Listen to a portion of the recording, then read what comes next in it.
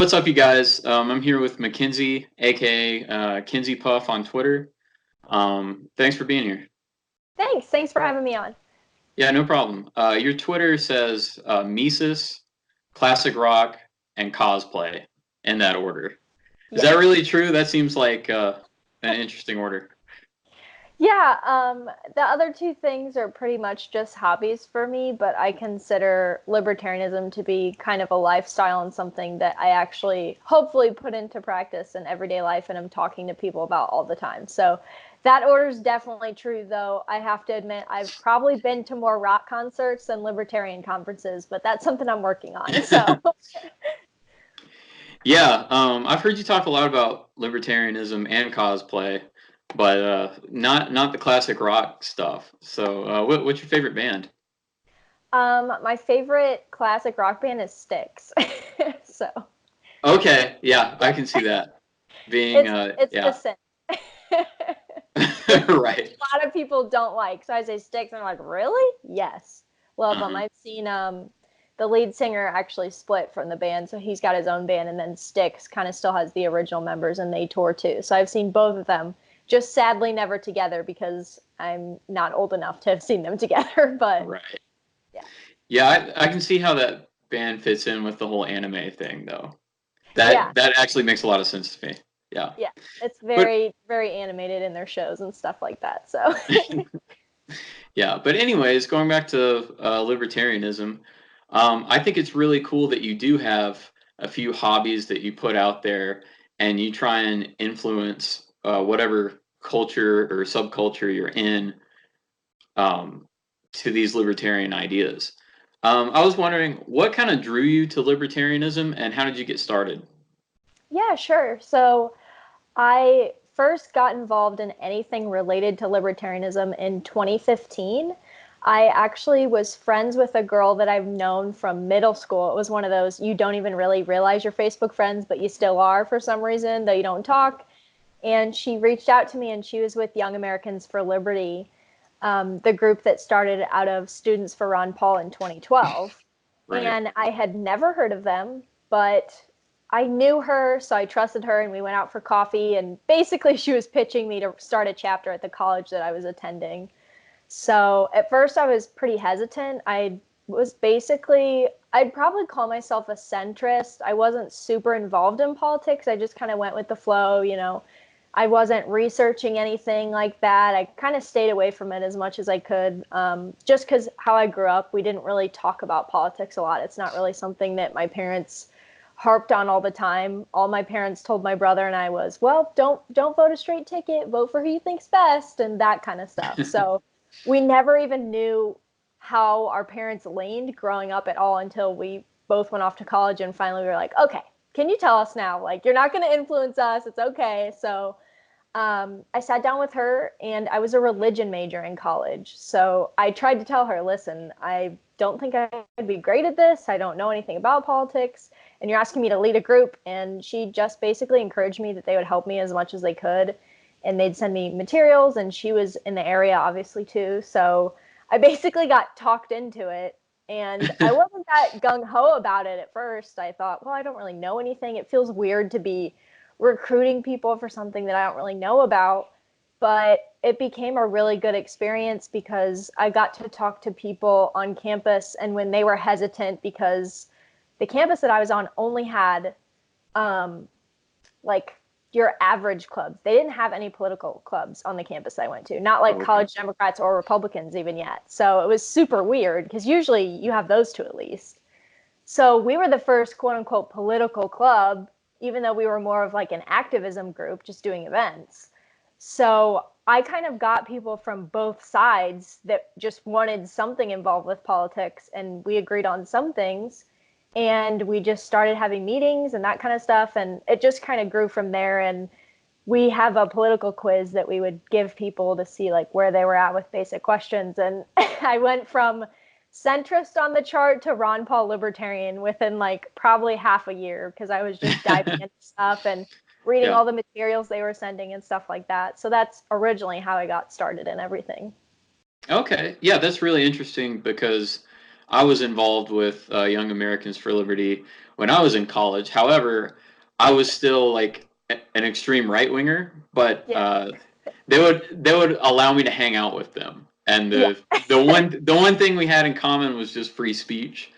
So we had a big free speech day on the campus green, and of course it got out of hand. It was pretty much like all those videos you see online, just college students freaking out. We had a Confederate flag and all sorts of crazy stuff. Um, yeah, and then somehow that ended up on Milo Yiannopoulos' site, Oh, which wow. was yeah, it was really cool. But yeah, it was an interesting time because I wouldn't let any of their ideas like influence me, and I was so like hardcore right. It wasn't really until I started reading uh, Dr. Block stuff, Rothbard, Anatomy of the State, stuff like that, that I really started coming around to those ideas. I'm wondering if is there a particular book or a lecture you watched that really kind of changed your mind? Yeah, so obviously I came from more of a centrist position, so I was probably a little more moldable than someone that came from like staunch left or right. But Right. I remember if you were a chapter president, you obviously got invited to their national convention. And on the plane to the national convention, I read The Law by Bastiat. And just reading that short book on the plane ride there and back, I thought, okay, there's something to this. Like, this actually makes sense to me. And something's wrong with the structure of how we do things. And it's not just right or left, something's structurally wrong. So I probably leaned anarcho capitalist long before I started calling myself that, but I wasn't as well researched. So I didn't want to jump into it and stuff like that. But then I got to the conference and I met all these people that believed that kind of thing and were explaining to me, oh, well, this is why we think this, and you might be this, you could be minarchist, you could be this. And I thought, whoa, I had no idea that libertarianism could be so split and complicated like other parts of the political spectrum. I thought it was just you're libertarian. And I guess I thought that libertarian was centrism in some respect because I didn't know anything about politics. But the more I got into it, the more I realized that that's not really how it works at all, and that it's more of a critique of how structurally things work. And then that was probably 2016, the election. And I got involved with the Libertarian Party a little bit, which I'm not so much now that I've researched that kind of stuff. But then last summer, I went to Mises University in Auburn, Alabama, and that was just mind blowing. That was probably when I really started to call myself anarcho-capitalist. Thought, yes, like talking to all these people at night and meeting all the professors like Dr. Block and those kind of people. I thought, yep, these are my people. This is what I think. I really think this is the right way to go. So that probably is, I mean, I've been on a crazy political journey because I went from knowing nothing about politics to trying to research every side and kind of parse out where I actually was Right. in regards to everything. So it was a lot more crazy than I think most people come from one side or the other. But for me, it was like, I don't know what any of this stuff is. So, Yeah, when I bring up libertarianism to people who aren't really into politics, that is what I get, is that it's a centrist uh, way of looking at things, where it takes things from both the left and the right, and that's it's just so not with it. It's all about sticking to the non-aggression principle and having individual property rights.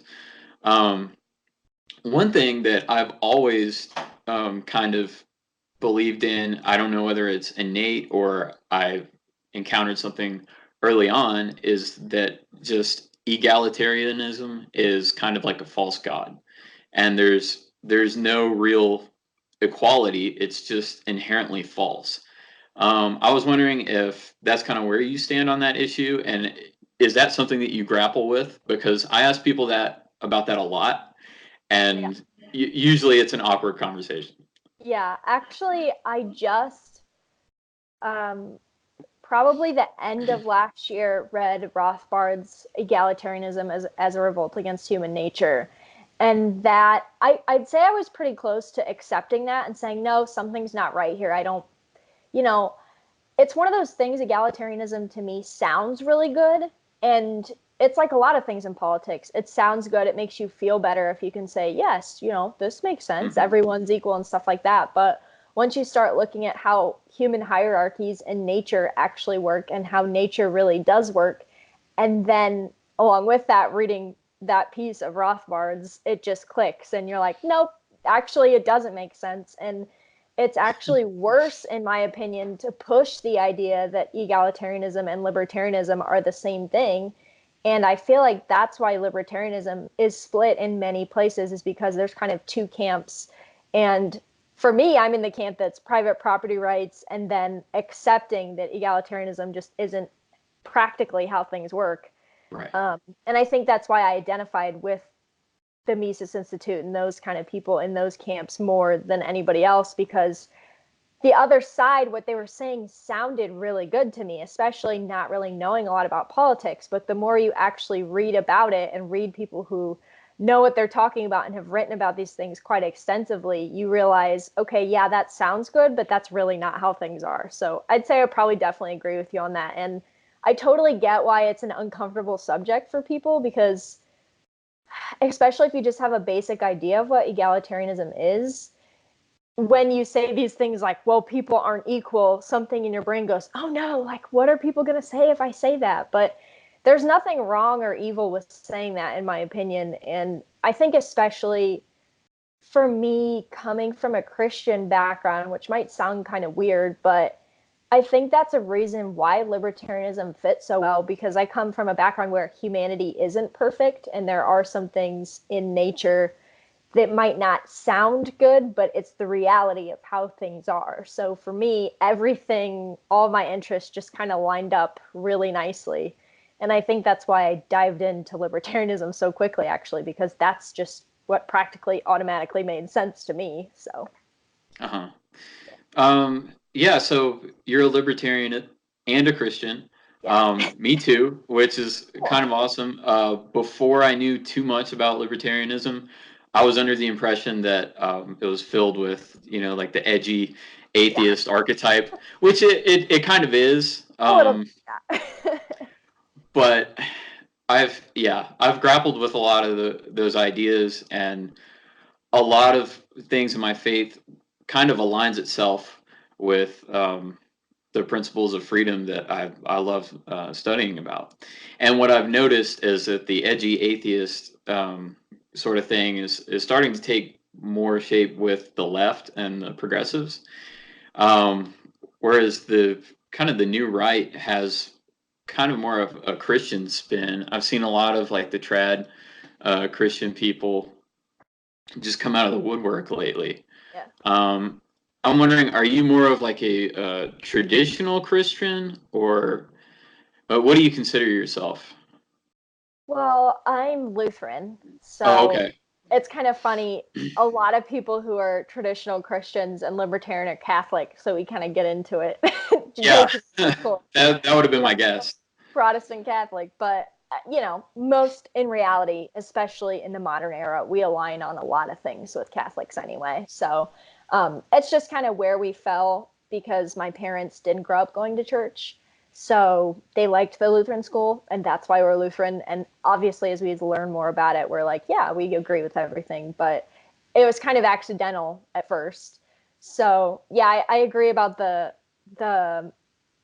the divide that's kind of forming between the left and libertarianism and the right. It really seems like, at least in my experience, when I first got into libertarianism, if I would say I'm Christian and libertarian, or let alone Christian and anarcho-capitalist, you get those edge lords, for lack of a better term, that say, Yeah. well, that's impossible, and they go into their whole spiel. But it seems, especially in recent years, even people that don't consider themselves Christian, um, they're kind of okay with a lot of things that traditionally, especially in America, we viewed coming out of like the Catholic Church, for example, like traditions like traditional marriage and that kind of stuff. Yeah. So even if they don't personally believe it, a lot of people it seems like are pushing back to that more traditional worldview where even if they're not personally going to do it, they agree that that's probably closer to where society should be, which, I talk about all the time on Twitter. To me, social preferences have nothing to do with libertarianism. Like me, myself, I'm definitely more traditional. But I would never say someone's not libertarian for not being traditional. As long as you don't use Right. the force of the state against me, we're cool. But the problem is, I keep encountering people and they say that, but the moment they find out you're a Christian traditional, they say, well, you're not libertarian. And I'm like, no, I don't. Just because I'm a Christian and traditional doesn't mean I think I should use the force of the state against you. But it's like, I feel as if, even though, especially in America, we have separation of church and state, supposedly, it's like if you believe in any structure at all, like if you're more traditional, libertarians automatically cast you out that aren't.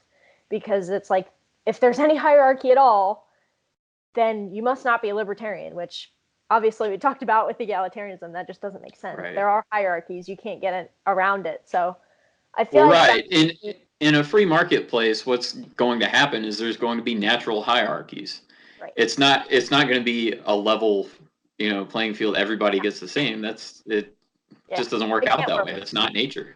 Yeah. Yeah. Yeah, so it's kind of funny. I feel like a lot of it, which is why I really don't associate myself with the Libertarian Party anymore, is I feel like the left is kind of, and on the right too. I tweet out all the time Michael Malice's, conservatism is progressivism going the speed limit, because I feel like the left has seeped into so many different areas that libertarians who supposedly don't care how you live your life and you can do your thing as long as you're not bothering anyone else are pushing back for some reason against traditionalism, which to me makes no sense because that has nothing to do with what your ideology is, at least to me. So, Yeah. Yeah. I always, going back to the Christianity thing, I came up Baptist, and the thing that is most concerning to me about that is all of them are Republicans and all of them are pro-war Republicans. yeah. And so for me, I kind of grew up believing that, these wars in the Middle East, that's like a God thing. That's, that's part of the faith, is supporting the president, supporting the country.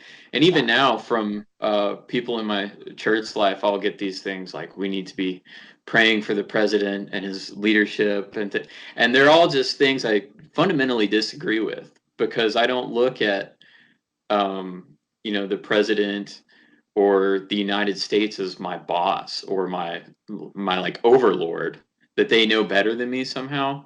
That's always been something that's irked me, and I think um, it's really just kind of the personality of a lot of Christians to accept authority. Yeah. Yeah. Yeah, I can see that for sure. Yeah, and when you say that, it does, I said it's always confused me why libertarians associate religion with the state. But like you just pointed out, a lot of sects of different religions are, they consider themselves perfectly aligned. And if you're not, then you must be going against God or doing something Right. wrong or something And a like lot that. of yeah, and a lot of religions used to be the state. Yeah. So yeah, I get the animosity towards um, religion. I'm just, and the way our culture is, and just being raised up in this like atheist edge lord kind of culture, it's it's so bizarre to come back to Christianity and find that a lot of the principles in the Bible actually align with libertarianism. Yeah, and I've never really been the kind of person to be, I don't really talk about Christianity a lot on my Twitter, but I Mhm. think when people see the traditional stuff, they just kind of assume, because I don't know, they assume that if you're traditional, you're probably religious in some way. Right. But it's been really interesting to see people pushing back against the traditional ideas as much as possible. But like we said, that could be because they just assume that if you're traditional, you must be aligned with the state, which to us, we look at them like they're crazy because we're libertarians or at least lean that way. So to us, it Right. makes perfect sense. But the only thing that's ever really gets me is when people say stuff like Jesus was a socialist. Oh Like yeah, yeah, I've run into that one a lot. like I don't think I would ever.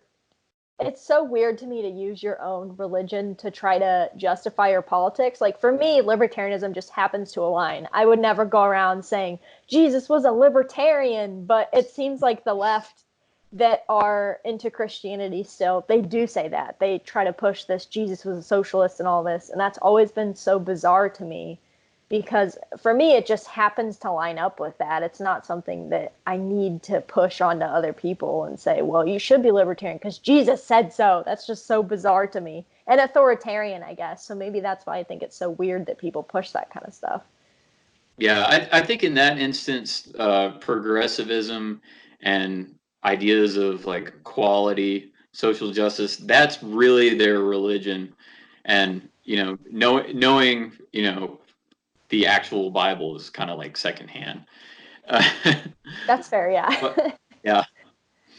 yeah. So you went to Mises University, what was it, last summer? Yeah, last summer, yep. How was that? It was amazing. So I said, up until last summer, I kind of knew that I leaned anarcho-capitalist, but I wasn't really outright calling myself that yet because I hadn't really studied the economics of stuff yet as much as I would like to. Like obviously I was a free market person, but I'd never practically studied things and read a bunch of books about it. So when you go to Mises University, they give you a book list to go through, and a lot of it is economics. Hmm. So I worked my way through most of that as much as I could because my brain was exploding. And I went, it's in Auburn, Alabama. So I flew down and started talking to people about the ideas and stuff like that. And you basically attend lectures every day. But then after that, there's always a dinner and social time. And you can literally just go talk to any of the professors. Everybody's so friendly. Just ask them whatever questions you want. And I think that's when I really decided that this is definitely what I believe, and especially the economic aspect of it. Because I actually got to practically talk to people, and the internet's awesome and it's connected me with so many people, but it's totally different asking for book suggestions on the internet and talking to the people that have written the books Yeah, and for asking sure. them questions. And it was just so amazing. So it's an awesome experience. And I was still in college at that point. So there's always scholarships and stuff like that for that. But honestly, I can't go this summer, but next summer I'm planning on just paying the fee that they charge for non students because it's so great. If not only just to reconnect with friends that you made there, because just, going to a general libertarian conference, you talk to people, but there's always kind of a, oh, are they minarchists? Are they like libertarian party? What are they going to be? But when you go Right. to Mises Institute, most of the people there probably agree with you. And that's so rare for anarcho-capitalists and libertarians to just be around people that all think the same things that you do, where you can just be free to talk about whatever you want. So that's the Yeah, best part, honestly. I can't even imagine that, to be honest. I mean, It's amazing. trying to, yeah, trying to think of how many libertarians I know in person, and then among them who are ANCAPs, Yeah. yeah, it's not many. Um, was Judge Knapp there? Did you get to talk to him?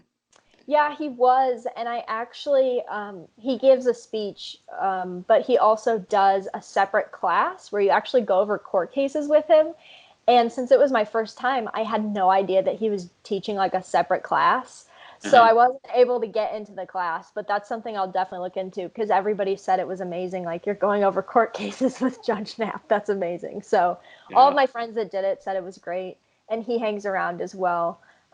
So yeah, he's like another person that you can just go talk to and just ask him questions. So Yeah. that's the best part of it, honestly.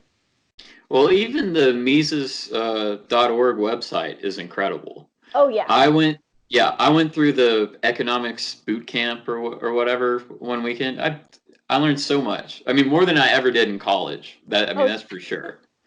And then they have all the courses where you can go through like Rothbard's books and stuff like that. Like I did the one on the progressive era, oh and it yeah. was just, yeah, it was so helpful. a book like that, I mean, you can really get like lost. Yeah, the study guides that they have for like Mises Human Action and stuff like that are lifesavers too, because especially some of those books, you know the concepts, but actually going through them, some of them do write like economists. Sometimes it's hard to get through. So Oh, yeah, their resources are amazing. And 9 times out of 10, if somebody asks me what book they should read, I just link them the free PDF of Anatomy of the State from Mises.org, and I'm just like, just listen to this or read it, because that's one of those things I listened to and it just clicked. I said, okay, I need to look more into this because what this guy is saying on this audio tape makes sense to me. So I try to anybody that ask me questions or where to go for resources, that's where I point them, because the amount of resources they have on there is just insane. yeah, because I was buying all the books and like getting hard copies, and I spent like hundreds of dollars on these books, and then I found them on Mises for free. I was like, oh my God. Yeah. But yeah, I think Anatomy of the State might be the best red pill to send to somebody. I've sent that to many people, and you can read it in like 30 minutes, an hour, Yeah, it's pretty and short. Yeah. yeah, you can read that one, and then No Treason, The Constitution of No Authority, Lysander Spinner. I Yeah. send that one to people too. There's like an audiobook on YouTube, and I've had friends just like listen to that, and it like blows their minds. Yeah. So it's really cool what you can do now is just send somebody a link, and this will fuck your whole world up. Basically, is what Yep. Yeah, what your you can whole do. worldview is about to be blown and you're Yeah, not gonna know what to do with yourself. But don't worry, there's more books you can listen to after that one. So right. yeah. Yeah, that's why I'm really optimistic about the future. Maybe it's because I'm new to this, but I think with the internet and everything, I don't know if I would have ever stumbled upon any Rothbard, any Ron Paul stuff if it weren't for Twitter. You know? Yep.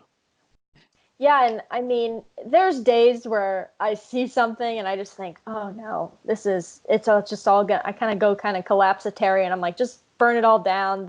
Something's not gonna work. No one's gonna listen to this.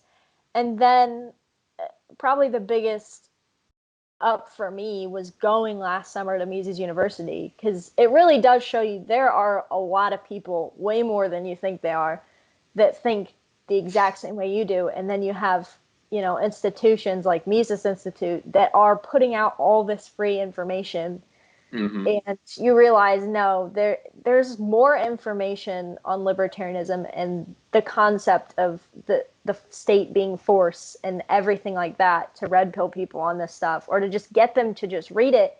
And even if you're not going to believe it, at least they'll have a different perspective.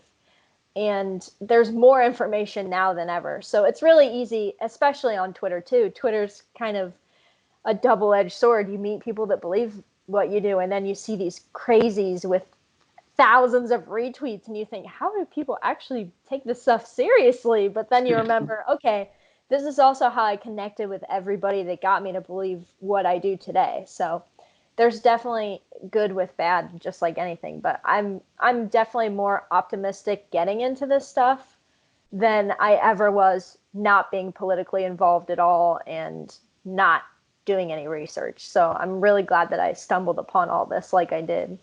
Yeah. And that's why I like talking to people like you who have actually done something to promote liberty.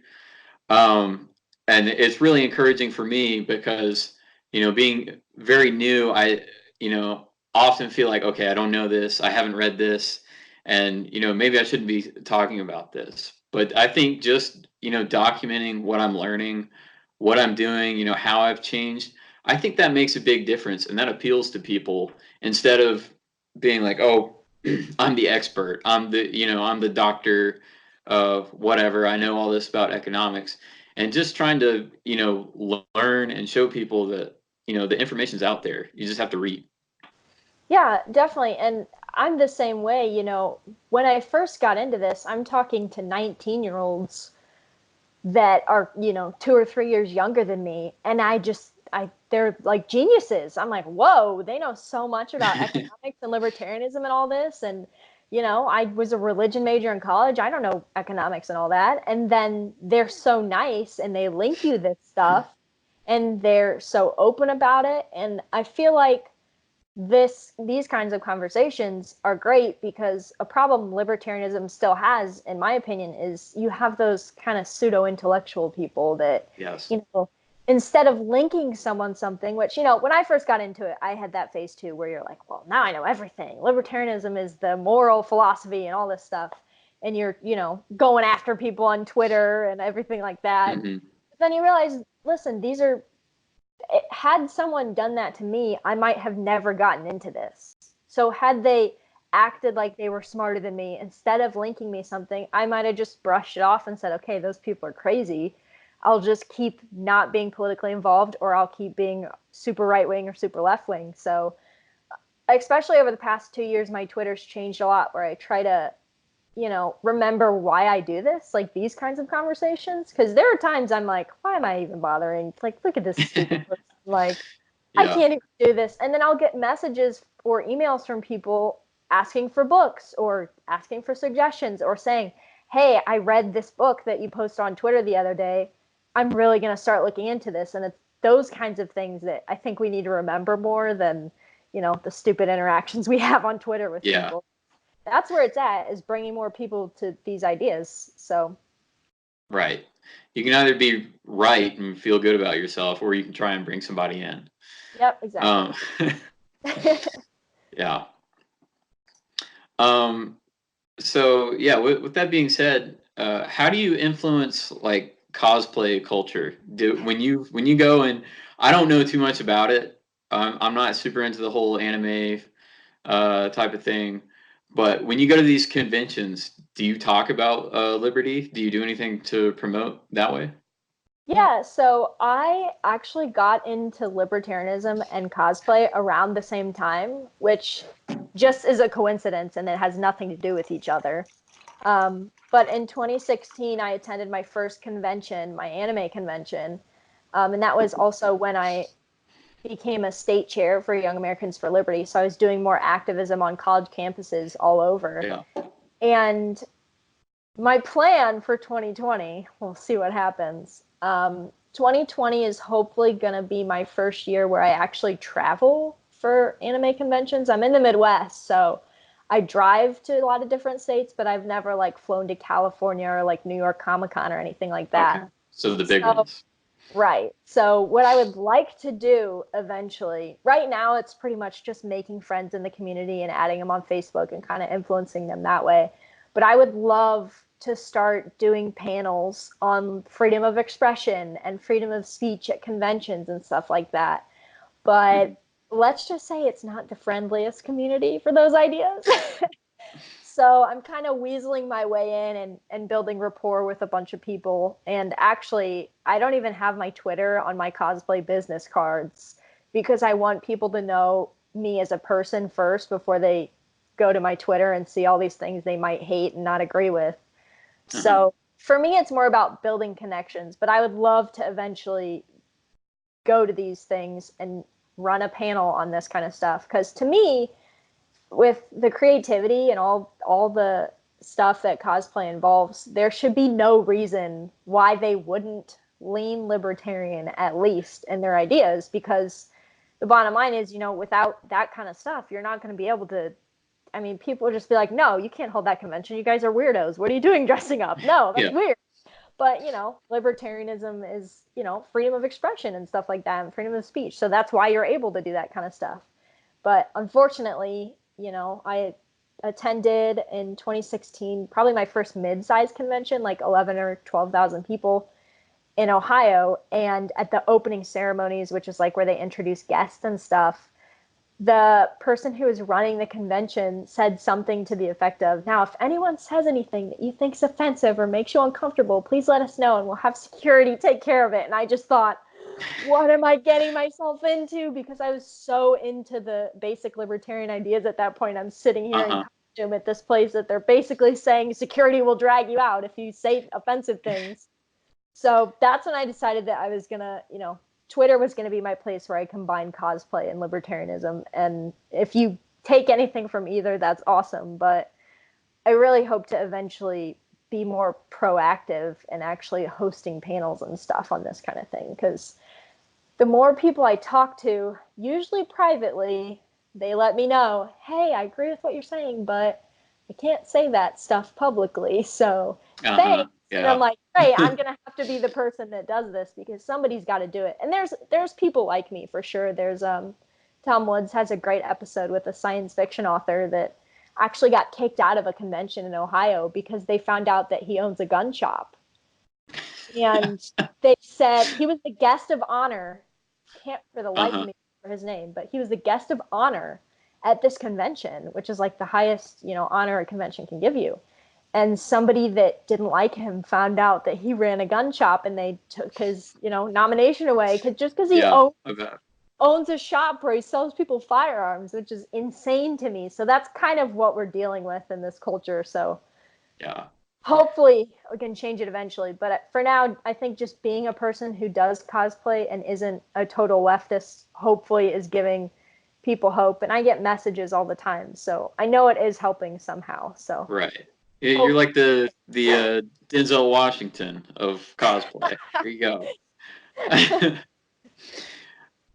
Yeah, the social justice people are so predictable. You can't write or make this stuff up. Right. Um, just freaking out because somebody owns a gun shop or says something. I, you know, I want to understand where they're coming from, but I've just never been able to do it. I'm a big fan of the shock jocks. I watch like Compound Media, Anthony Cumia, and just like ever since I was a kid, just a fan of the most offensive stuff you can possibly do, just because it gets a reaction and I love it. Um, I've I've never in my life wanted to, have somebody shut down because I didn't like something they said. It's just so bizarre to me, but that's how all of them think.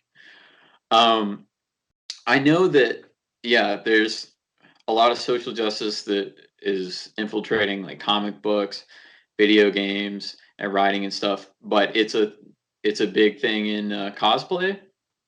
Yeah, so my theory on it is, obviously, so I've been cosplaying now for 4 years, but I've only really been going to conventions for about a year. So next year is going to be my big year where I actually make an effort to travel around. So hopefully that gives me more perspective. But from what I can gather at this point, I kind of get why this community attracts those kinds of people because, you hear about safe spaces and stuff like that on college campuses. And for a lot of people, I just cosplay because I like wigs and cute outfits. Like, that's it. I'm not trying to, Uh-huh. express myself or, show my true self or anything like that. But for a lot of people, that's what this is. It's a place for them. They might not have the greatest home life or something like that, or they might not, have friends. And there's a lot of LGBTQ people in the cosplay community too. So Yeah. especially for those people, they, have been sold this lie, in my opinion, that they're deeply oppressed, especially the women in the community. And these conventions are the place for them to go to feel safe.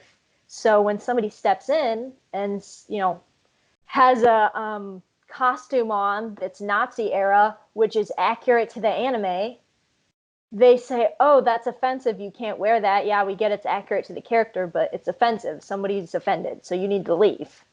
So it makes sense to them because this is their space for them to be themselves and not have to worry about anything. And if you're making them Right. worry, you got to be kicked out. So logically, to me, that doesn't make sense. But I kind of get where they're coming from a little bit with it because basically conventions are a safe space for a lot of the kinds of people that are into this, which I totally get. But we just need to get them a step further to realize that nowhere's a safe space. Like, you're going to have to Right. interact. You got to interact with real life at some point. And there's nothing wrong. I talk all the time on my Twitter. I don't see anything wrong with being super into comic books and any of this stuff. But when that replaces real life and it's not just a hobby, that's when it becomes dangerous to me. And I think, as far as I can tell at conventions, that's where a lot of these people are at. So if you threaten that, that's when people get violent, try to keep people out, just, try to get them fired from their jobs or Yeah. taken off the convention list and all that kind of stuff. So hopefully we can get to a point where they realize, no, if if you're going to do this kind of stuff, you need to support it for everybody, not just people you agree with, because that's how real life works. So, Right. yeah. And what it is kind of backwards too, because um, they're putting themselves out there. They're putting, Yeah. I guess, like a product or, their talent out there. You're opening yourself up for criticism. You should expect more criticism, not less. Do you have any more like specifics on what kind of stuff they censor? You mentioned like Nazi era costumes. Is it just Yeah. stuff like that? So, actually, a lot of conventions, um, I try not to cosplay characters with props, like weapons or anything, because a lot of conventions are cracking down on anything that looks like it could be a weapon in real life, because that makes people nervous. And then you have to check it in and put like a giant orange tag on it so people know it's not real. I'm like, this is a phaser from Metroid, guys. It's not real. It's not a real gun. It literally doesn't exist. But so I kind of move away from props unless it's like a staff or something obvious. And then, you have a lot of drama going on right now with guests, especially with the Me Too movement stuff going on. Uh-huh. There's been a lot of stuff going on with that in the convention community where, certain guests are being accused of things that, they may or may not have done. It's just all hearsay, but we have to kick them out of the convention anyway because people are mad. So and then you have, if you own a gun shop, you can't be a guest because, oh no, you sell people self-defense weapons, God forbid that you do that. So there's a lot of pretty much anything you can think of, which I guess I'll find out when I start submitting.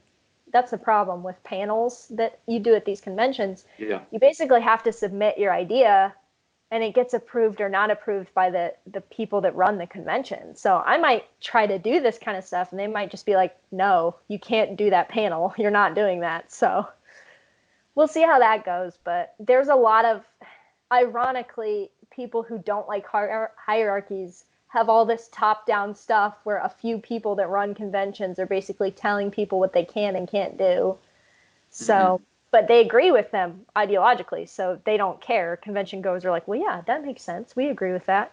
But I bet if a con chair got in that was running the convention that didn't agree with them, there would be an uproar. So it's kind of like that hypocritical side to it, I guess. Yeah.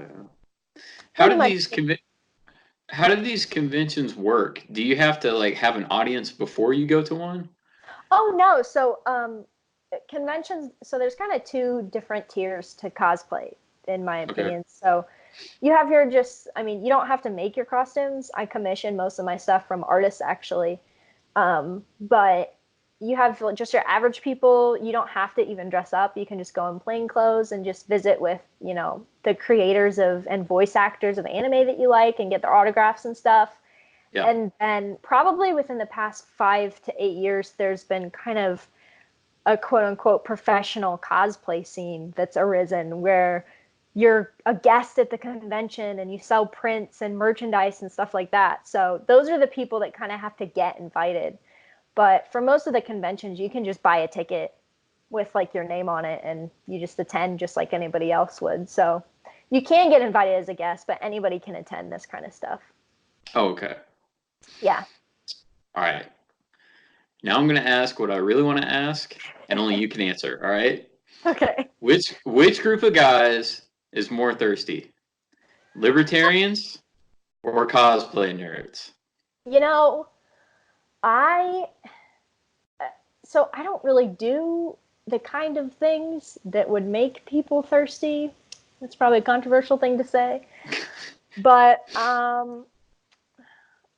in the past 4 years, probably cosplay people.